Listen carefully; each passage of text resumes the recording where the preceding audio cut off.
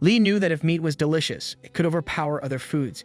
He was serving the Immortals, so he wanted to show his actual strength when it came to cooking. All the Immortals looked at the steak in excitement.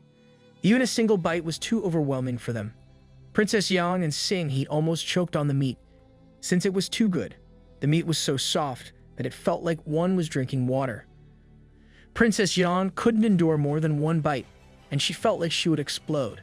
Li asked her if she was feeling disgusting, and told her that it was normal to feel that way when you were eating meat. He pulled out a glass of red wine and explained that it was the perfect combo with steak. Princess Yang couldn't help but notice how attractive the wine looked. Moreover, the glass in which it was served appeared to be an innate treasure. She asked Li what they were supposed to do with the glass. He told her to hold the glass in a classy manner, and before drinking the wine, swirl it a bit. He explained that this step was called decanting. The Immortals didn't know what it meant, but they tried it anyway. The wine started moving like it was actually alive.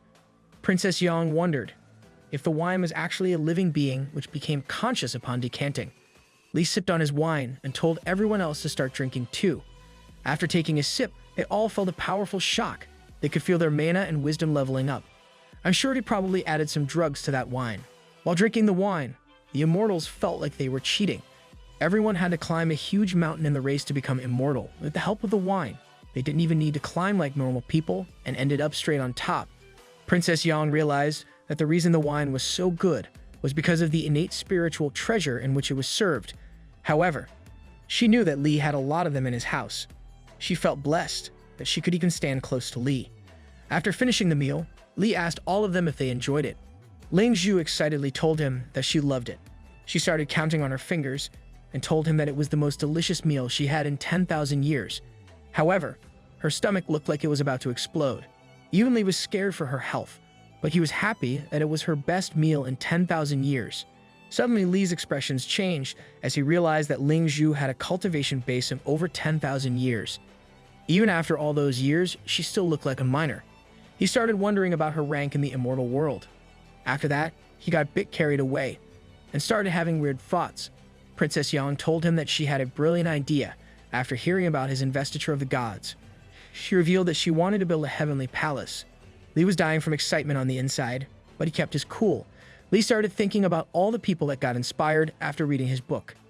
He thought that Princess Yang was a bit too ambitious, since building a heavenly palace seemed too big of a task. He explained to her that the investiture of the gods was just a story and said that the heavenly palace couldn't be built exactly as it had been described. Princess Yang immediately asked him for help. She told him that there was only one person who could teach her to build the heavenly palace, and it was him. After getting buttered up, Li cleared his throat and started expressing his thoughts about the plan.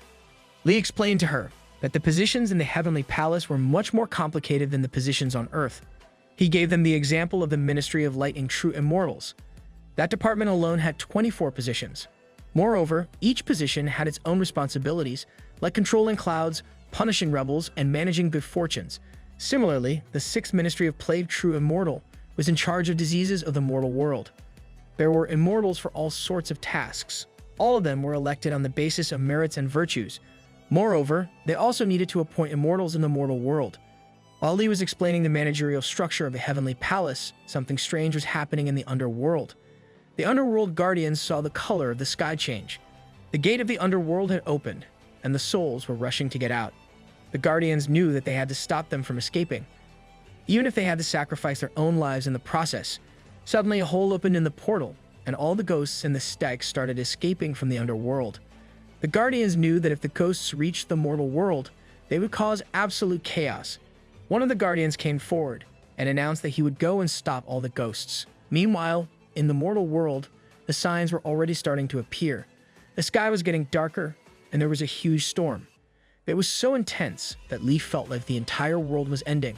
He saw Nun Nun and the dragon girl running towards him, screaming that something big had happened.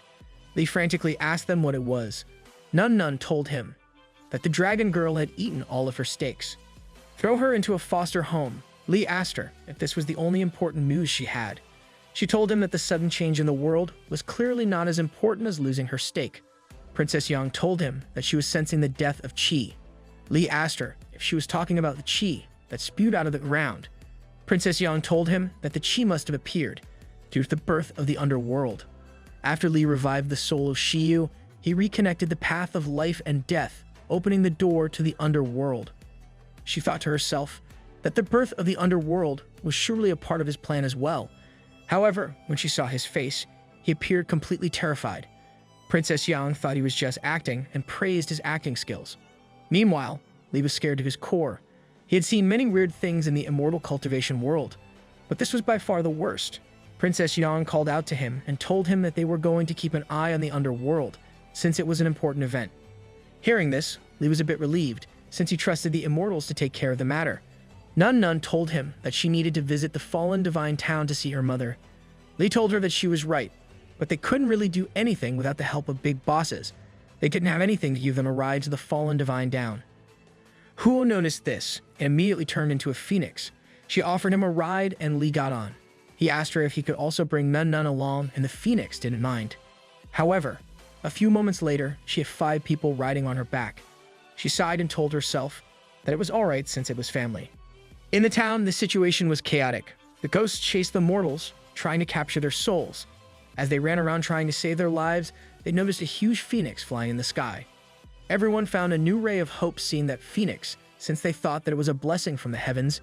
King Luo and Shiyu also noticed the phoenix flying above them, while they stood on the palace wall. Li got down to meet them. At the same time, Nun ran to meet her mother. All the townspeople saw Li riding the phoenix. Li asked King Luo about the situation. King Luo looked surprised since he hadn't seen these ghosts in his entire life. He told him that they were trying their best to keep this town safe, but the Pancheng town in the north was in danger. They didn't have enough people to help that town. Li thought that King Luo sounded like an NPC in a game, giving out instructions about his new mission. He even had the exclamation mark above his head. Li knew that it was impossible for him to help all the people, since he was just immortal. He decided to ask Huo for help. All of them got on Huo's back again, and began flying towards the northern town. As they were flying above the town, Daji noticed that the death chi was spreading outwards. They got caught up in the powerful thunderstorm caused by the dark clouds. Huo couldn't keep her balance, and all of them fell to the ground. Thankfully, none of them was hurt. However, they could see that their problems had just begun. Daji sensed that the death of Chi was strong. She warned them before going forward. Huo announced that she was going to burn all the ghosts and the dead Chi with her fire. However, Daji stopped her, saying that it might hurt the mortals too. As they were talking, they heard someone call out for help. There was an old man who was trying to run from a ghost before the ghost could reach him. Nun quickly jumped between them and slashed the ghosts. A few moments later, she heard another voice calling out for help. This time it was a mother and a child. Multiple ghosts surrounded her.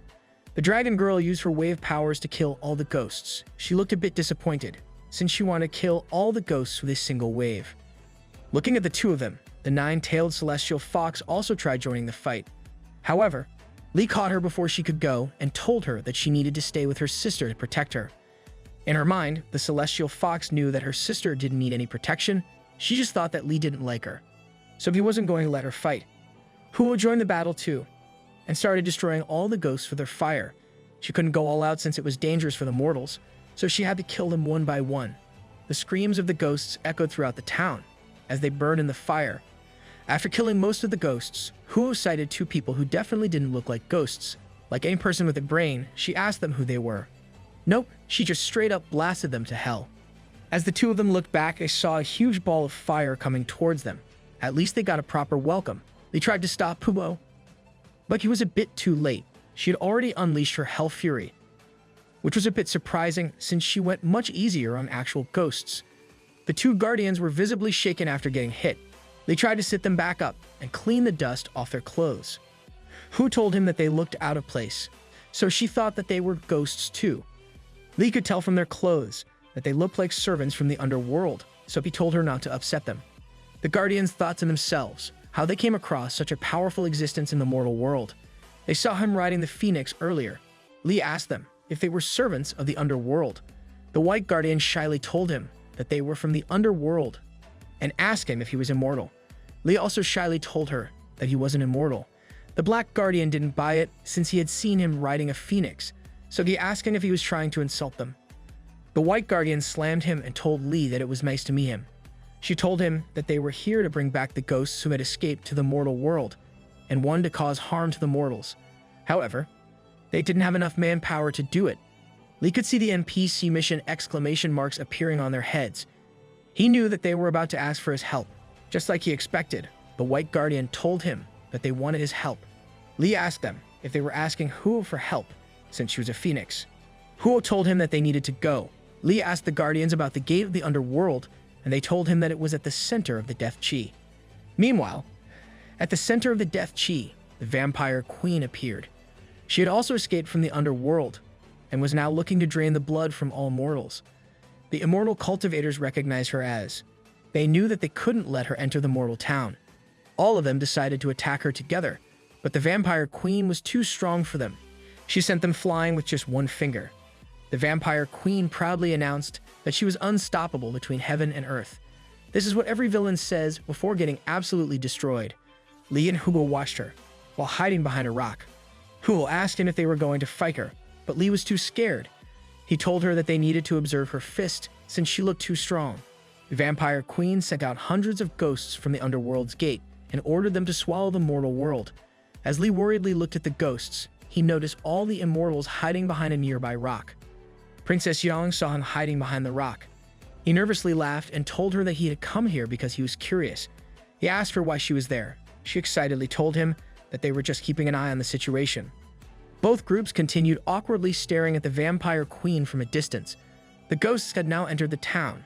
King Luo and Shiyu were shocked upon seeing so many ghosts enter the town at once. The ghosts quickly overpowered the entire town and started creating chaos. While raiding the town, one of the ghosts wandered around to Lee's house. Coincidentally, Bai was taking out trash at the time, so the ghosts spotted him and went to attack him.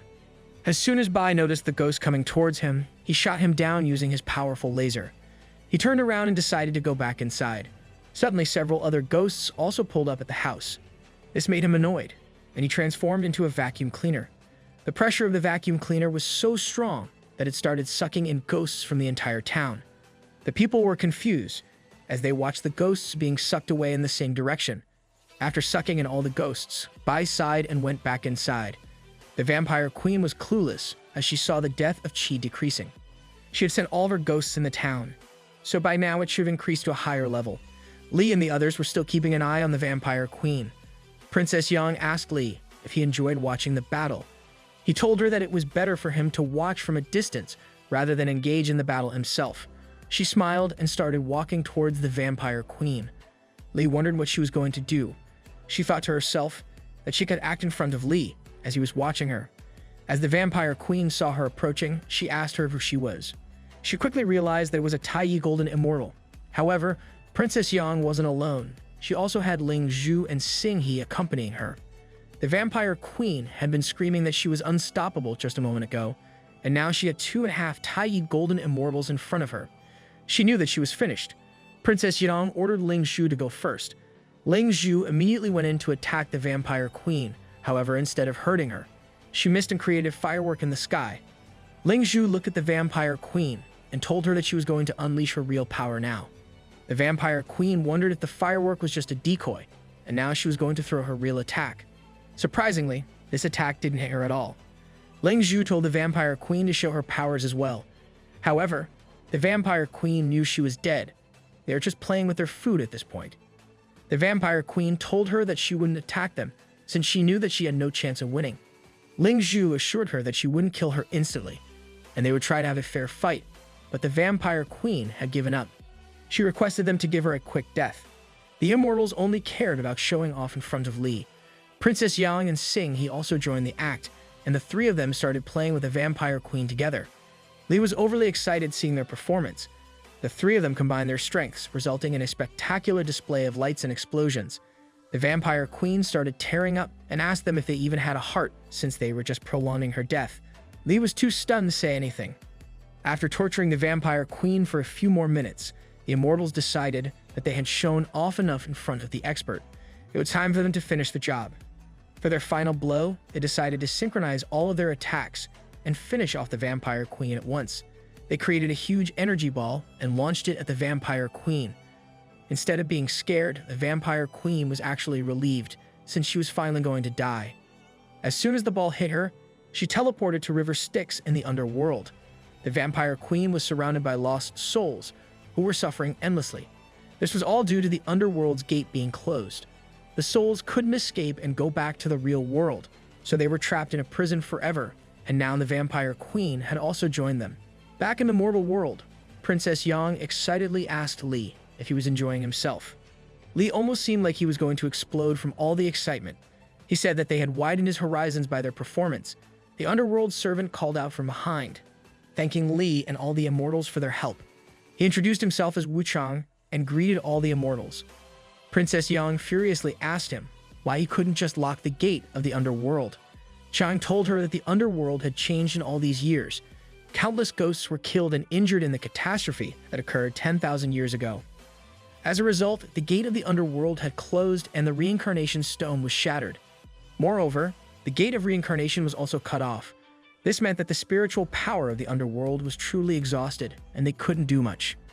With his downcast eyes, Chang revealed that the Underworld was now just a name, and an empty shell of his former self. Hearing all this, Princess Yang was visibly shocked. She asked Chang about reincarnation, and if it still existed. Chang explained to her that reincarnation could only be achieved by the way of heaven, and even then, people had to wait in line for their chance. Chang clenched his fist in anger and told them that Emperor Fengdu had cut the path of life and death in order to save the mortal world. However, someone had reconnected the path back, and now they couldn't control it at all.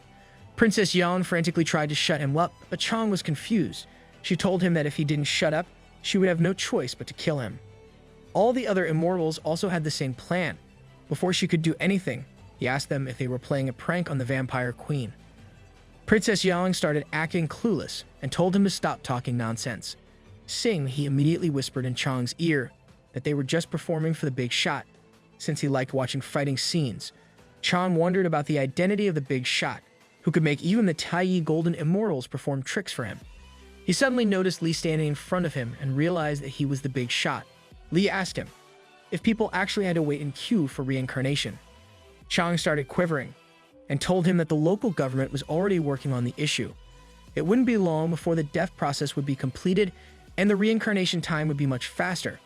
He also claimed that they were working on more ghost areas, so the ghost would have more places to stay other than the Styx. After hearing everything, Li asked him if this was their bureaucratic manner. Chang stared at him with his mouth wide open. Princess Yang stepped in and told him that Li also thought that the Underworld wasn't being operated correctly. After someone dies, their soul enters the Styx directly. It didn't matter if the person was a human or a demon. All of them had to wait in the river for their time to reincarnate. Li told Chang that the process could make ghosts aggressive, since they had to wait a long time for reincarnation. He could see how the vampire queen felt being trapped in the Underworld for so long. She got out on the first chance she saw, after the path was reconnected. Moreover, the Xia dynasty was also at war with the demons, so the soldiers who died in battle may have to wait in long queues to be reincarnated. Hearing this, Princess Yang said that they didn't need this kind of underworld, and Ling Zhu immediately prepared to destroy it. Chang stopped them and told Li that the current situation of the underworld was not great, so they had trouble regulating it. Li asked him why they didn't simply use the rebirth in the Pure Land mantra. All of them were confused, since they didn't know what he meant. Li explained that the mantra could eliminate karma and return the soul to the Pure Land. They could use this mantra to release souls from suffering. With a shocked expression, Chang asked him if such a mantra actually existed. Li told him that he wasn't sure if it was going to work, and it was quite difficult to understand, so he was just going to write it down for him to read.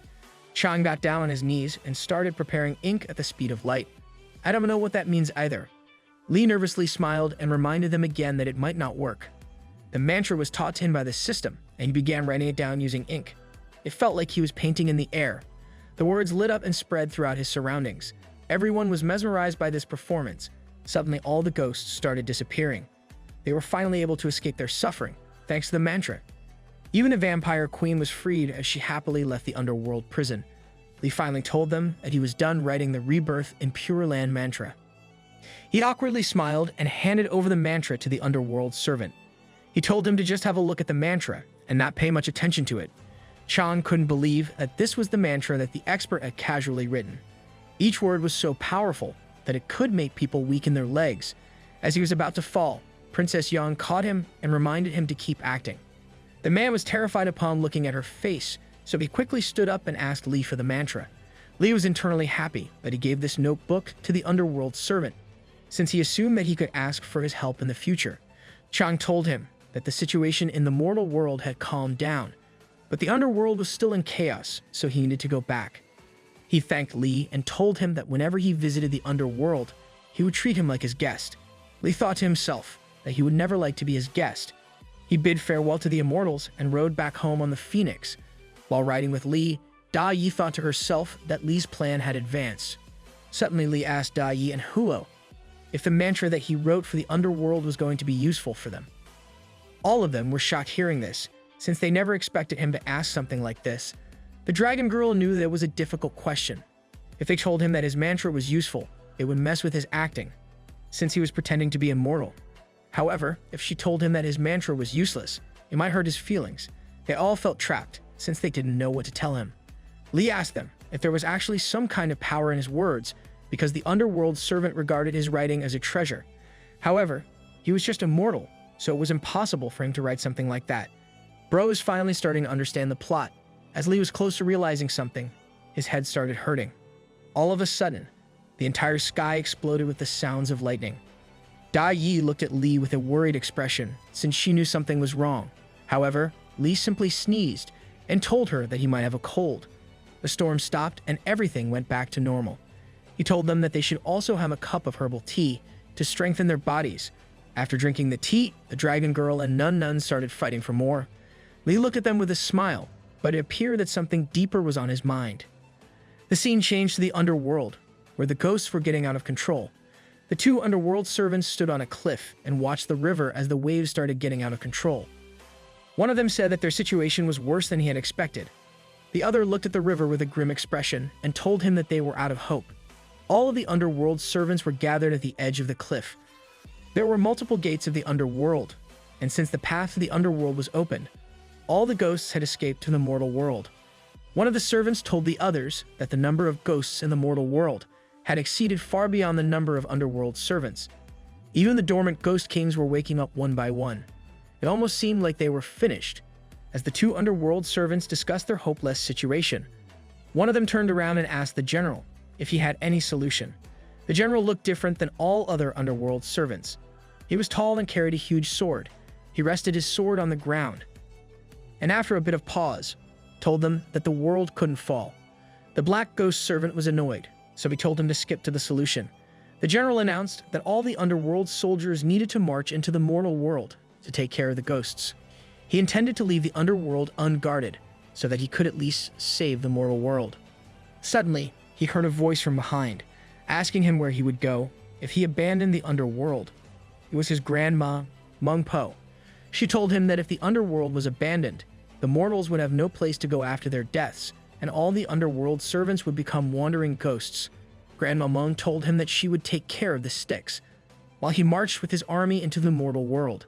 The general refused, telling her that her body was too weak, and he didn't want her to make any more sacrifices for the Underworld. Before he could say anything else, Grandma Meng stopped him and said that she had lived long enough, but they couldn't afford to lose the Underworld.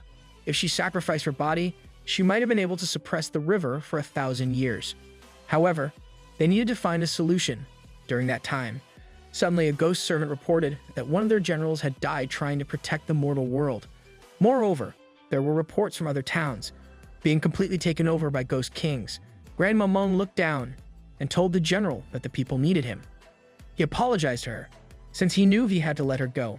Out of nowhere, a ghost servant announced that he had good news. The general got mad and asked the servant if he couldn't see his grandma preparing to sacrifice herself. The ghost servant apologized and told him that he couldn't help but smile, since the news was so good. The general picked up his sword and asked him if the news could save the Underworld.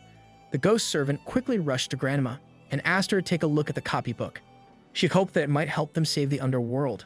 However, the general snatched the copybook from the servant's hands and told him not to hand that cheap copybook to Grandma. However, as soon as he opened it, he was struck with a powerful beam of light. As he gathered himself, he noticed that all the ghost servants and even his grandma had disappeared. My man got scammed. The general screamed that the last hope for the underworld was gone. He looked at the ghost servant and asked him if he was still standing there to make fun of him, since he had now teamed up with the Ghost King. As he was about to kill the servant, he noticed some bright lights behind him. It was his grandma, and she was still alive. He could only see her hand appearing from thin air. She told him to hand over the copybook to her. As soon as he gave her the copybook, she turned into a beautiful young woman. Everyone was shocked to witness the power of the expert's words. I'm not sure if I should even call her grandma anymore. Meng looked at the copybook and realized that it was the saint's words. As she touched the writing, she could feel the energy entering her body through her fingertips. Several golden streaks of light appeared behind her, and she started floating. The lights all combined and reached up high into the sky. The entire underworld was illuminated in a golden glow. All of the ghost servants were back. They looked up at the sky and wondered what was going on. Meng felt emotional since it was her great wish that she made when she reincarnated. It had been thousands of years, and her wish was finally fulfilled. All the servants bowed down to her and called her the Queen of the World. She was the 8th saint who controlled reincarnation. Meng revealed that she had voluntarily undergone reincarnation thousands of years ago for the Wu people. She did it to cleanse the souls of the living, so that the world might continue to exist indefinitely. During this time, she observed each of the souls' previous lives, but she didn't expect the gate of reincarnation to be broken someday. Luckily, she had split out a portion of her primordial spirit to become Meng Po when she reincarnated. Otherwise, she would have died long ago. The general excitedly said that she had resurrected now, so the underworld was saved. Hearing this, Meng told him that the copybook only helped her regain a small portion of her energy. She was still the old grandma on the verge of dying. Hearing this, the general asked her if the underworld was still doomed. She looked at him and ordered him to follow her. After walking for a bit, they finally reached the Styx River. The general asked her what she was doing. Meng stepped into the river and told him to keep following her silently. Both of them were now walking on the surface of Styx. All the underworld servants tried to warn them about the ghosts that lived in the river. However, they both ignored them and continued walking. Before long, they came face to face with the terrifying Ghost King. The general tried to warn Meng, as he noticed that the ghosts were going to attack them. Ghosts from all sides surrounded them, and the underworld servants could do nothing but watch as they were ambushed. Suddenly, the servants noticed a bright yellow orb in the river. The orb turned into a shield that was protecting Meng and the general. Meng held the copybook in front of her and started using the power of the words. She used all the energy and engraved those words on a huge rock. Through the power of those words, the Styx calmed down in an instant. Meng got out of the river with the general and told them that the words were the most terrifying deal between heaven and earth. All she could do was unleash their power. However, it caused her to return to her old self. The black servant was terrified upon witnessing this. By black, I'm referring to the color of his clothes, so don't cancel me. He asked Grandma Meng about the expert who had written the copybook. After a small pause, she told him that he was the saint. The scene transitioned to Li looking blankly out of his window. His thoughts got distracted when he heard Daji's voice. She looked at the chess pieces and asked him if he was the one who did it. Li smiled and told her that he had nothing else to do, so he was just doing it for fun. Daji told him with a worried expression that he looked depressed ever since he came back from the underworld. She came closer and asked him if there was anything she could do to make him feel better. Li looked down and told her that he was worried about the copybook that he handed over to the underworld servant. He wondered if there was actually some kind of power in that copybook, since the underworld servant treasured it so much. He revealed that he experienced a headache whenever he thought about it. Daji had heard from Bai that some mortal actors could immerse themselves in the role, so much that they often had trouble keeping up the act. In the worst case, it could even affect their health. She wondered if Li was facing the same situation, and if she should help him play the role. Daji took a deep breath, but before she could say anything, she heard the voice of Huo asking Li if it was possible that the words he wrote were too good. She told him that his writing was too good, and the ghost servant loved calligraphy in his previous life. He must have loved the copybook, since it was like an art piece for him created by a mortal. Li lit up and told her that it was possible. Meanwhile, Daji felt like she was saved at the last second. Back in the underworld, the general asked Grandma Meng if the person who wrote the copybook was a saint.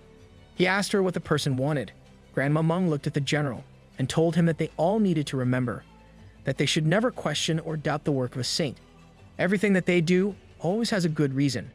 She told them that the Styx was temporarily sealed, but they still needed to free all the souls from suffering and bring back the ghosts from the mortal world. All of the servants immediately obeyed her order. The scene changed to the lean immortal palace, where Mengji asked one of the elders if everyone was inside. He opened the doors to the palace building and was greeted by Immortal Gu, Chief Gu, and King Luo. He told them that he had thought a lot and finally came up with something that they could do for the expert. They all stood silently for a second, and then immediately reacted with a shocked expression. Are they playing with 500 ping? Mengji looked back to Siro and told them that his ancestor had previously brought back a gourd seed from the immortal world, and the expert was really happy with that gift. Siro told them that she had finally decided to disclose the channel where she obtained that treasure. King Luo and Immortal Gu were excited upon hearing this, but Chief Gu found it unusual that she had decided to share something good with them, since it was not the style of the lean immortal palace. He told them to clearly state what they were planning to do. Mengji laughed and told him that they knew of an unethical shop that exchanged valuable treasures. His ancestor had previously exchanged the honey of the golden flame bees and the egg of the fire sparrow for one seed. Chief Gu understood that he was suggesting that they collect a valuable treasure for the expert. However, to do that, they needed to give away their most precious treasures. Mengji put 2 tangerines on the table that he had received from Li. Everyone felt bad seeing the tangerine. Immortal Gu took out a spiritual root, and Chief Gu gave away a half-steamed bun. Finally, King Luo took out a bag of spiritual tea and a tangerine. Everyone looked at him in shock, since they thought he was also hiding other treasures like them. However, he awkwardly smiled and told them that it was all he had. Chief Gu asked Mengji what they had to do next. He revealed that the shop was in the immortal world, and it was best for him to go, since he recently became immortal. The immortal world's marketplace was filled with cultivators as usual. Chief Gu dressed himself as a mummy and sneaked into the inner market. He didn't feel this nervous. Even when he became an immortal, he was scared of getting robbed since he was carrying 3 valuable tangerines. Chief Gu tightly held the bag to his chest and frantically entered the shop. The shopkeeper almost lost his jaw upon seeing this heinous creature walk into his shop. Chief Gu signaled him to keep quiet. The shopkeeper recognized that he was carrying some valuable treasure and asked him what it was. Chief Gu carefully looked around and placed all the tangerines on the table. The shopkeeper looked at the tangerines in confusion. Chief Gu screamed at him and told him to open his eyes. Since they weren't ordinary tangerines, they were innate spiritual fruits. Upon taking a closer look, the shopkeeper realized that he was telling the truth. He asked him what he wanted in return.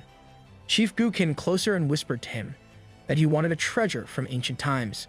The man smiled at his request and told him that he had exactly what he wanted. After giving away the treasure, the shopkeeper met with the bald man once again. He told him that Chief Gu had given him 3 things, and every single one of them was a lost treasure in the immortal world. It was even more precious than the golden flame bee's honey and the fire sparrow eggs. He told the man that he had lost connection with the immortals he had sent after Siro, so he wanted him to do the job perfectly this time. He wanted to know where a junior immortal like Chief Gu got his hands on such treasures. The immortal followed Chief Gu to a remote place, along with his other men. Chief Gu looked at them as if he expected them to follow him. The bald men told him that they were true immortals, so he had no chance to fight them. They demanded that he tell them everything he knew about the treasures. Suddenly, they felt like they were surrounded from all sides. As they looked up, they saw 4 powerful immortals, one of which was at the TE Golden Immortal stage. The men started panicking and apologized to Chief Gu for following him. They almost looked like ants in front of the other immortals. The scene changed to Chief Gu, flying towards Li's house with Mengji and King Luo. As they stopped in front of the house, Chief Gu wondered if Li would like their innate spiritual treasure or not. It was stored in a wooden box, so Li asked them what it was. They told him that it was nothing, but a simple token of appreciation from them. Li smiled and accepted the gift. However, as soon as he opened it, he almost screamed out of shock. It was a Game Boy. It even came with Immortal World Minecraft pre-installed. Li was visibly shocked, as they wondered how the Game Boy was even functioning. This is the first time I agree with his reaction. As he played with the console, the immortals watched him with excitement, since they realized that he loved the gift. Chief Gu told him that the game allowed a person to change things and formations. Li continued staring at the screen and told him that it was similar to the game he used to play before. He started flexing his Minecraft skills and showed them different ancient creatures. All of them almost lost their minds when they saw them. Li smiled and told them that it was surprising that they managed to get something like this. The immortals saw the Game Boy as 1,000 machines formation. Each of the images formed in the machine was an array and multiple changes were happening inside it. It meant that the array of the machine was also undergoing multiple changes. However, in Lee's hands, it almost felt like he was playing a game. Lee looked at them staring at him and asked them if they wanted to try playing it. They declined his offer while spitting blood and told him that it was too difficult for them. Lee realized that they needed some practice, so he offered to teach them some beginner steps. He told them to watch carefully as he built a small house. After some hours of building the house, I looked back and asked them if they learned something. To his surprise, it looked like they had all fainted. They quickly got up and told him that they were trying to understand his teachings, but it took a lot of effort to learn. Lee smiled and told them that they could just tell him that they didn't understand the game. He said that he had something more suitable for them, since the Immortal World Minecraft was too hard for them to understand. He pulled out a 1,000-year-old Chinese chess set and invited them for a game. Chief Gu calmly sat down in front of the board and started to feel it. As he opened his eyes, he saw all the chess pieces flying in the air. He felt like an ant in the presence of such huge pieces. He realized that it was not a chess game, but an array of great wisdom. He thought to himself that the 1,000-array machine which they gifted to Lee must have been too simple for him. So he used this chess game to show him the real wisdom of arrays. He stood strong and announced that he was ready for the lesson. Soon a huge piece labeled General came flying in his direction. As the game started, Lee deployed his first chess piece, which was a knight. Chief Gu could feel the force running towards him, as if he was actually in the game. He thought to himself that every move he made in the chess game would help him learn more about the arrays. He felt impressed by Lee that he was able to invent something like this. However, he wasn't planning on losing this opportunity. To gain some wisdom, he started thinking of the rules that Lee had taught him earlier. If one of the sides managed to eat the king of the other side, they would win the game. Chief Gu decided to advance all of his pieces towards Lee's king. He moved his advisor towards the king in the first move. Lee looked to be in shock on the surface, but actually, he was just stunned at how stupid Chief Gu was. However, he decided to not hold back, since Chief Gu was an immortal. He defended the king with a knight and 2 soldiers. Seeing this, Chief Gu laughed a little. Bro has no idea what he is doing. He furiously slammed his chess pieces on the board, leaving Lee shocked. It turned out that he had placed all of his pieces in front of his king. In his mind, Chief Gu had the perfect formation. He thought that he could win the game if his king was protected. However, in the very next move, Lee pushed his own king beyond all of his pieces and won the game. Chief Gu was left stunned, and he almost fell down in shame. Lee got up and told him that he could practice, since he had already taught him the rules. After leaving the house, Meng Ji mocked Chief Gu, telling him that his understanding was shallow, and that was why Lee was upset at them. Chief Gu replied by saying that they didn't understand the chess game. It was too advanced even for an immortal like him. If it was them playing, they would have given up even sooner. However, there was a silver lining in all of this. Chief Gu laughed and told them that he had come to understand the deeper meaning of the chess game. Hearing this, Master Monji got attentive. Chief Gu explained that there were different pieces in the game and all of them had their own functions. It was the foundation of the way of formation. It also represented them, since they were also Lee's chess pieces. They needed to have clear goals and never retreat from anything. King Luo and Meng Ji nodded in agreement. Meng Ji suggested that they return and share this wisdom with all the others. Just as they were about to take off, they noticed a huge cloud in the sky. The cloud stopped as it hovered above them. King Luo shouted at the cloud asking who it was. However, Chief Gu stopped him and told him that it was the Luo Pavilion. There were 2 girls riding on the cloud. They looked like they came straight out of Power Rangers. The 2 of them looked down on the cultivators and told them that they resembled mice trying to steal some food. Chief Gu asked them why they were in the mortal world, since they were immortals. One of the girls laughed maniacally and told him that the path between the mortal and the immortal world had reconnected, so they could visit whenever they wanted.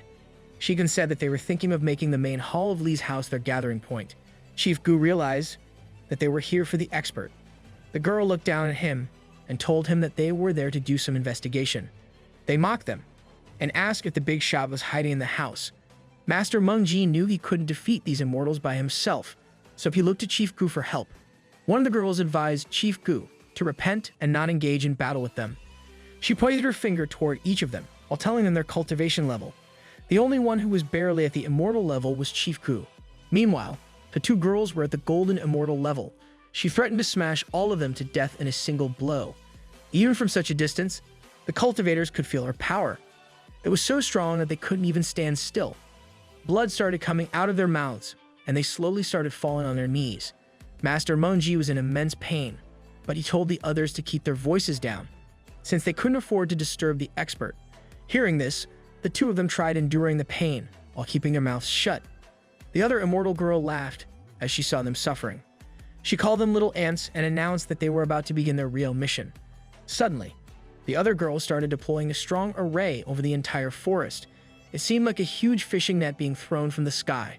After the array was successfully established, the girl proudly laughed and told them that the mountains belonged to the Luo Pavilion.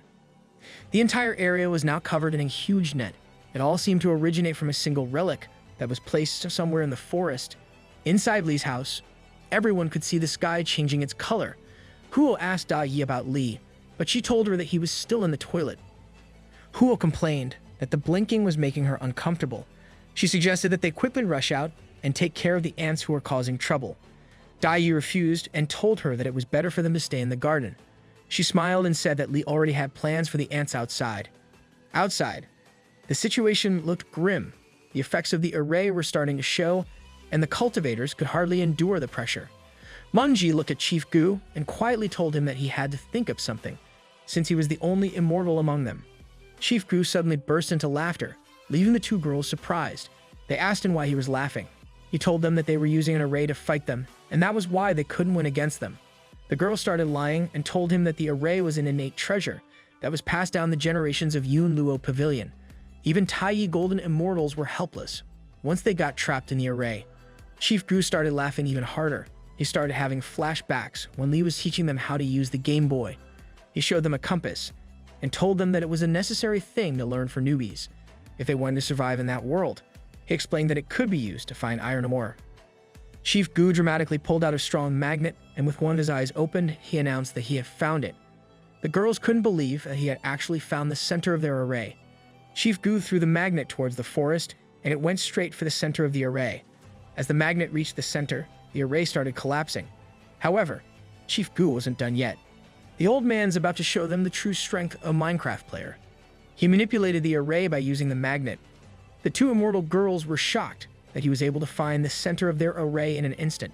Chief Gu thought back to when Li told them that they had to learn these things, since they were essential for newbies like them. He excitedly told them that it was all according to his plans.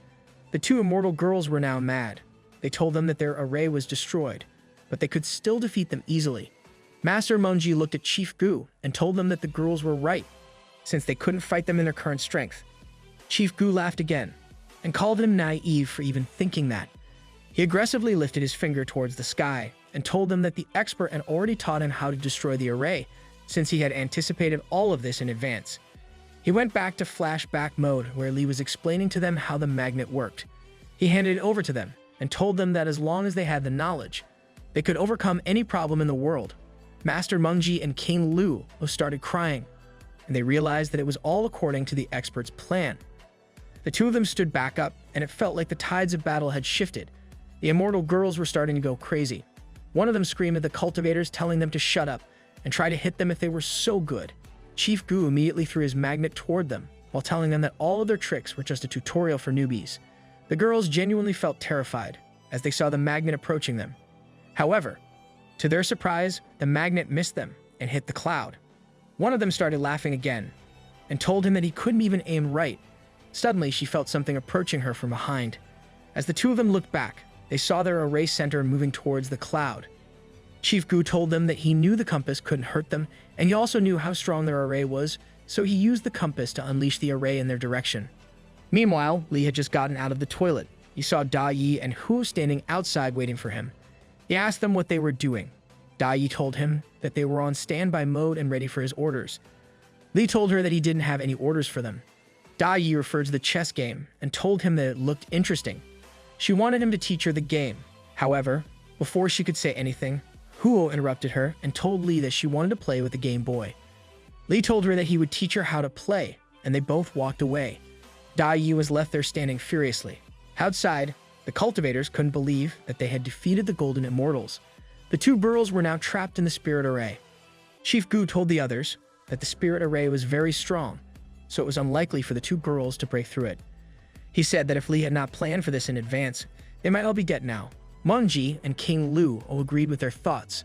Mengji told Chief Gu that he needed to take the girls away quickly and not make any noise in front of the expert's house. As Chief Gu prepared to launch into the sky, he noticed the array starting to break.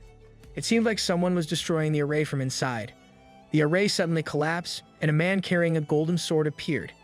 He was Yun Luo himself, the pavilion master of Yun Luo Pavilion. Both of the girls were relieved upon seeing him, since he saved their lives. Yun Luo was at the TE Golden Immortal stage. He told the cultivators that he wanted to keep a low profile, but they forced him to come here, since they were hurting his disciples.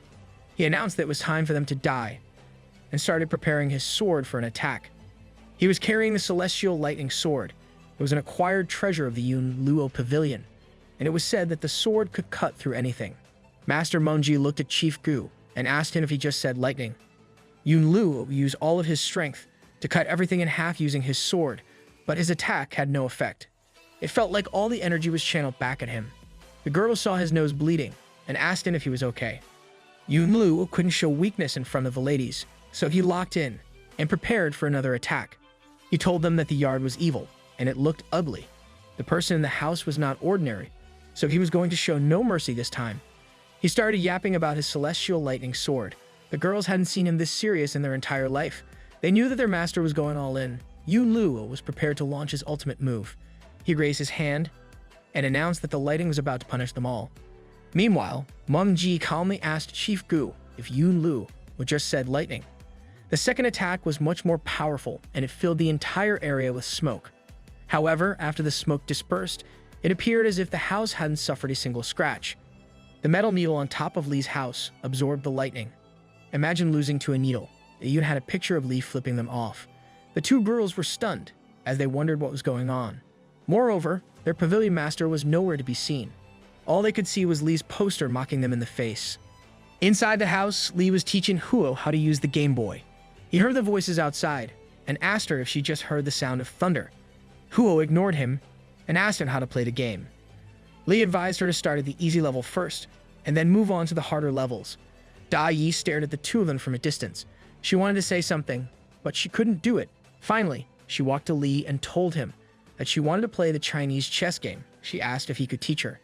Li smiled and agreed, leaving Huo alone with the Game Boy. Huo watched as he left her and went on to teach Daji how to play chess. She realized that she was too careless, and Daji used that opportunity. However, she decided not to worry about it and got back to playing the game. After teaching her, Li asked Daji if she understood all the rules. Daji picked up a chess piece and told him that she didn't understand that rule. However, she got a bit closer to him, which made him blush. He yabbed himself and told her that he would teach it to her as many times as she wanted. Bro thinks he is Magnus Carlsen. Daji paused for a moment and told him that she wanted to go out of the house for a while. Li asked her if she was preparing another surprise for him, but Daji looked at him and told him that she wanted to cultivate. She said that Huo had told her that she could cultivate, so she wanted to give it a try. She didn't want to be a burden to Li and depend on Huo for her protection. Daji wanted to be useful to Li and help him do more things. She thought to herself if Li was even going to approve her request, and wondered if he would get angry and cast her out of the house for disobeying him. To her surprise, Li smiled and told her that he knew she could cultivate. He knew it from the beginning, but he had been avoiding the problem.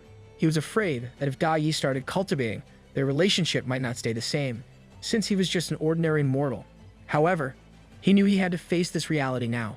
Daji told him that she would continue to be immortal if he wanted, but Li told her that he was counting on her to protect him once she finished cultivating. Hearing this, Daji got excited and assured him that she would protect him forever. Daji asked him when she should leave. He told her that she could finish learning chess before she left. After he was done teaching her, Li walked her to the door. He couldn't control himself anymore and started crying, telling her to take care of herself and not eat any street food. He kept calling her over every few seconds. Daji told him that if he continued doing it, she might not be able to leave. In her mind, she thought that he was just acting, but she was still happy to see him act that way. Huo was excited to see Daji leaving, since she thought that she would be the female owner of the house in her absence. However, Li completely shattered all her dreams by appointing her Daji's caretaker during the journey. Huo had to carry all of her stuff on her back. Li told her that he was worried about Daji traveling alone. but she told him that Huo would protect her, so now he felt at ease. Daji finally got her revenge. Daji looked at Huo with an evil smirk as Li reminded her to take care of Daji. Before they left, Li gave both of them embroidered paintings as a gift. Daji's gift was a painting of her and Li together, while Huo's gift was a painting of a phoenix. Li held Daji's hands and told her that he made the paintings so that she would think of him whenever she saw them. Daji replied to him that she would think of him all the time. Meanwhile, Huo awkwardly stood there holding her phoenix. After sending them off, Li went back inside his house. Something had been on his mind for quite a while. Suddenly, Blackie showed up and started showing him love.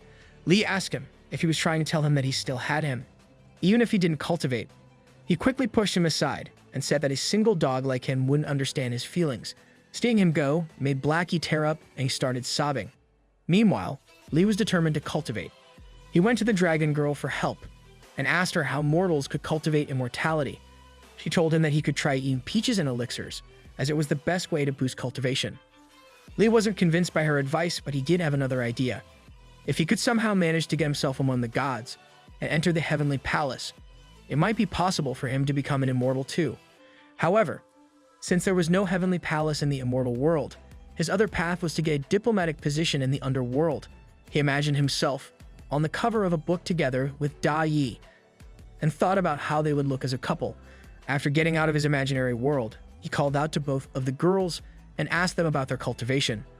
Nun told him that she was in the middle stage of distraction, and once she reached the fusion stage, she would be able to fight 10 people.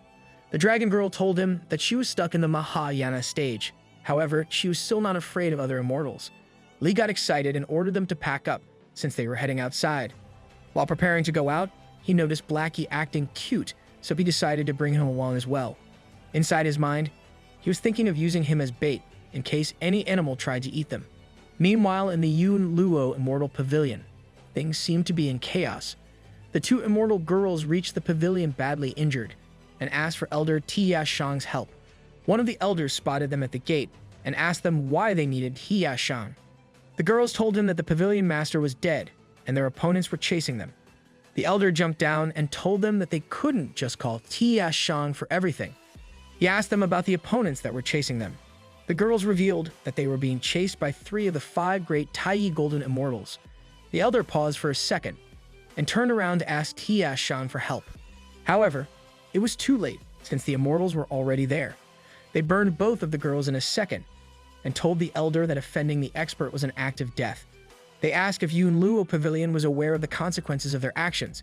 The elder screamed at the disciples, asking them if they had not thought of the consequences. He sat them down for tea and politely told them that they had it all wrong, since their Yun Luo Pavilion had no reason to go after the expert. He requested them to wait for Tia Shang to come and talk to him properly.